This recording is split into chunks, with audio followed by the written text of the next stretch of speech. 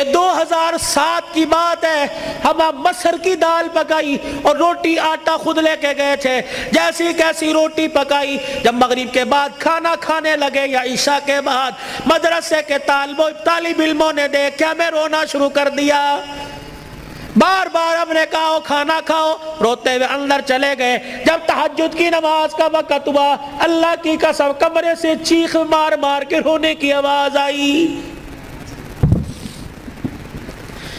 ہم نے امیر صاحب سے پوچھا اندر چلے جائے کا، نہیں، امیر صاحب بھی اندر نہیں گئے۔ فجر کی نماز کے بعد وہ کچھ بچے امام صاحب کے آلے دوالے بیٹھے تھے، ہم نے کہا حضرت خیر ہو؟ فرمانے لگے آج چوتھا دن ہے قرآن کے طالب علموں نے کچھ نہیں کھایا، تمہاری دال روٹی دیکھ کر طالب علموں کو رونا آ گیا۔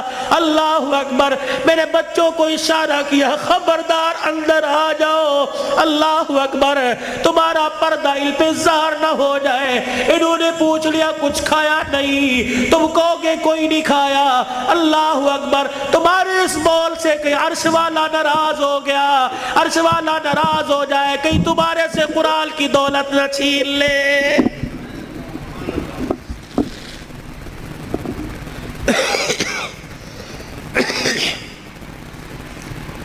مال مویشی والے ہو، پیسے والے ہو،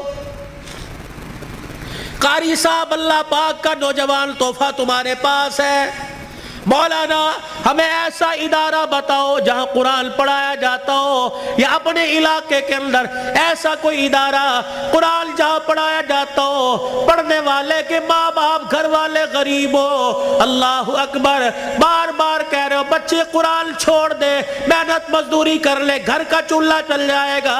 اللہ اکبر، ایسے بچے کے لیے 1000 روپیہ مقرر کر دو، 2000 روپیہ مقرر کر دو۔